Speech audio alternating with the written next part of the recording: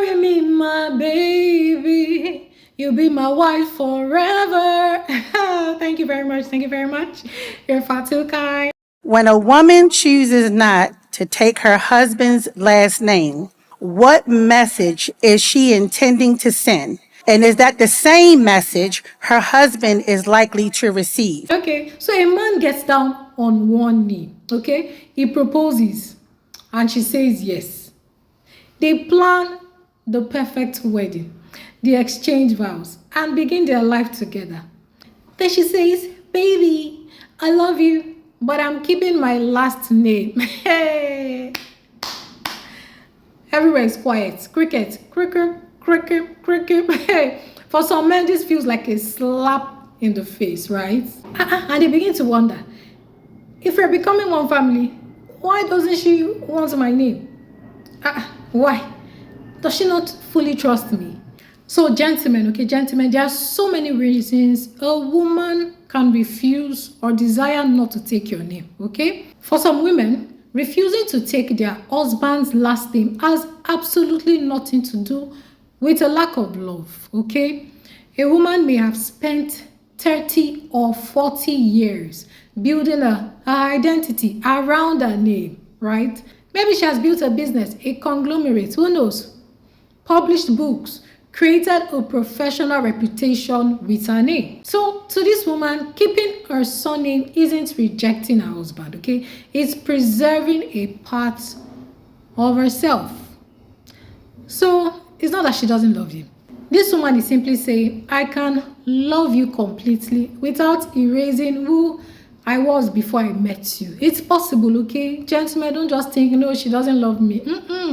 But let's be honest, I know so many men wouldn't want to accept this, okay? Many men view the family name as a symbol, okay? A sign that two people have joined together. For generations and in so many cultures, wives taking their husband's surname has represented unity and commitment, okay? So when a woman says no, some men would naturally interpret it as resistance, like, am I not supposed to be the head of this home?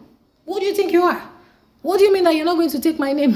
And they might not say that because of insecurity, but because they attach emotional meaning to that gesture, right? Okay, if you love me, you take my name, we're one, we're together. What?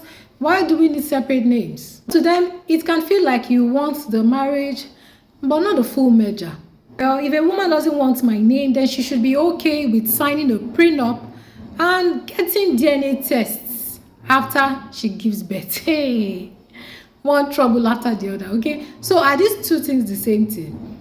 Prenup, DNA test? Well, not exactly, okay? A prenup is usually about protecting assets in case a marriage ends. A DNA test is about verifying biological parenthood.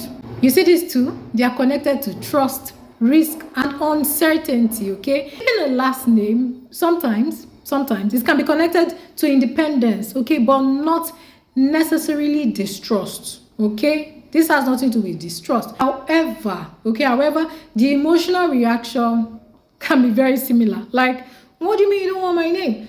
What do you mean you want me to sign a prenup? What do you mean you want to take a DNA test? Like, why? Because the truth is, in all three situations, one person may feel that the other is preparing for a future problem. Like, oh, yes, a man hearing I'm keeping my last name may think, are you already creating distance? Like, why? So the same way a woman might hear, I want a DNA test, and think, do you believe I could betray you?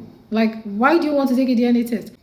Or hear, sign this prenup, and wonder, so do you think this marriage is going to fail? Or do you think I'm getting married to you because of your money or your assets or whatever it is, things like that. So it's not really about the action, okay? It's usually about the meaning attached to it, okay? And this is where many couples get into trouble. Instead of asking questions, they start making assumptions, okay? One person says, I want a prenup. Then the other person is saying, oh, are you trying to say you don't believe in this marriage? Are you trying to say this marriage will not last?